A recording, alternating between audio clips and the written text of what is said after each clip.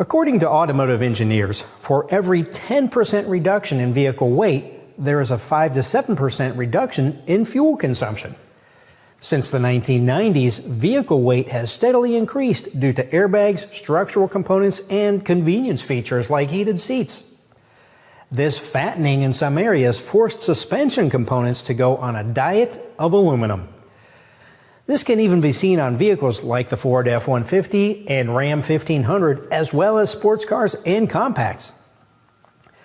This reduces the curb weight of a vehicle, but an additional benefit for using aluminum for suspension components is the reduction of unsprung weight, which includes the wheels, suspension, brakes, and knuckle, anything that is not supported by the suspension.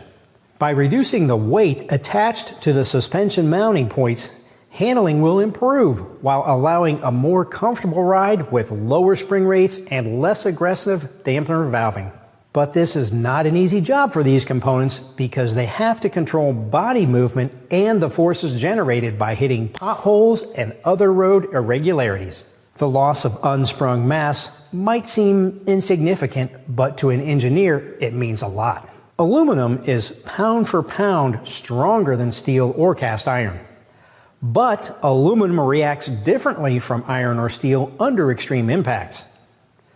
Most stamped steel or cast iron control arms will bend to absorb an impact. Aluminum will also bend, but it is also prone to cracking and fracturing under certain impacts.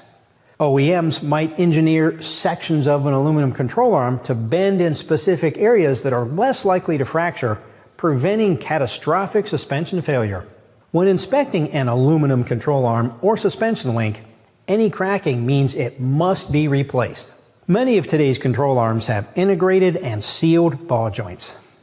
On these joints, the stud is made of highly polished steel and is inserted into a plastic cup. The cup and stud are inserted into a metal socket. The manufacturer will then inject the joint with a highly engineered extreme pressure grease designed to last the life of the joint. The socket is then pressed and crimped to set the preload on the joint, and the joint is then pressed into the control arm. Always pay special attention to the condition of the boots on the ball joint. This applies to all ball joints, whether they are mounted in steel or aluminum. If the boot is damaged, water or debris can displace the grease, enter the joint, and quickly wear away the plastic insert. On aluminum control arms, wear can go past the socket and start to eat into the control arm's aluminum. When you replace an aluminum control arm, consult the service information not only for the installation procedures, but also for the torque specifications. Many of the fasteners used in aluminum-intensive suspension will be torque to yield, meaning they must be replaced. And don't forget that the bushing fasteners must be torqued with the vehicle at ride height to prevent improper loading and premature wear. How important is quality on a replacement control arm?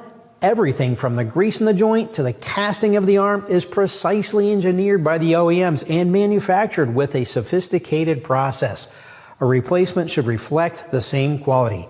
Taking a chance on anything else just might cause a comeback. Thanks for watching.